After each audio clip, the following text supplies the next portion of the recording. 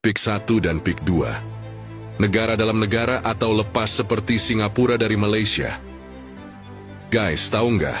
Ada pola aneh di PIK 1 dan PIK 2 yang mirip banget sama Singapura sebelum lepas dari Malaysia. Bisa jadi ini bakal jadi negara. Dalam negara, dulu Malaysia nggak nyangka Singapura bakal lepas.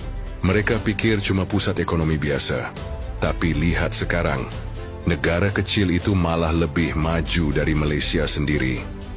Fakta yang mengejutkan, Singapura dulu bagian dari Malaysia sebelum akhirnya lepas tahun 1965.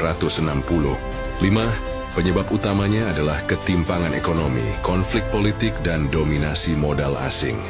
Sekarang lihat PIK, kota elit di atas tanah reklamasi, dikuasai oleh segelintir orang kaya. Kenapa PIK 1 dan PIK 2 bisa jadi negara dalam negara? 1. Dikuasai konglomerat dengan koneksi global. PIK bukan cuma milik Indonesia, ada investor asing yang menanam modal besar di sini. 2. Isolasi sosial dan ekonomi. Lo perhatiin nggak? PIK itu beda banget sama Jakarta dan Banten. Dia mewah, eksklusif, dan seperti bukan buat semua orang. Bahkan tempat nongkrong dan harga makanannya aja lebih mahal. 3. Berdiri di lahan reklamasi. Sama kayak Singapura, PIK juga dibangun di atas tanah. Reklamasi. Kalau tanah ini makin meluas dan makin mandiri, apa bedanya sama wilayah otonom? Pertanyaannya, apakah ada motif terselubung? Jangan-jangan ini bukan sekadar proyek properti. Bisa jadi di sini ada skenario yang lebih besar. Beberapa kemungkinan yang bikin pemerintah harus waspada. 1. Bisa jadi zona bebas pajak.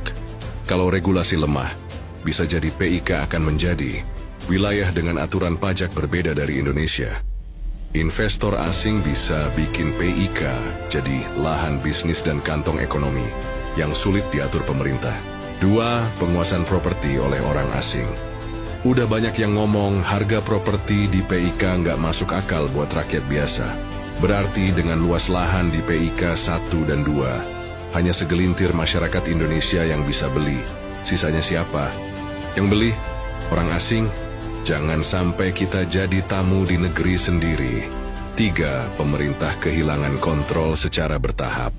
Kalau investasi dan pengelolaan di PIK makin eksklusif, lama-lama bisa aja otonomi penuh. Jangan sampai terulang sejarah Singapura.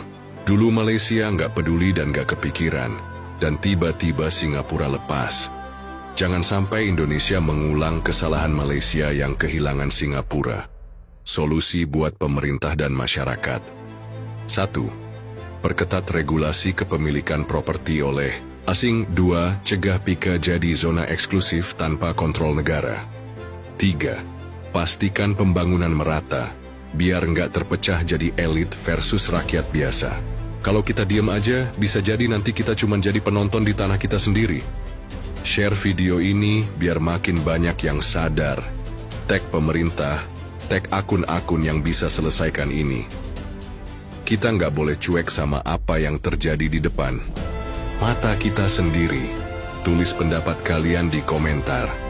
Apakah menurut kalian PIK bisa lepas dari Indonesia seperti Singapura dari Malaysia?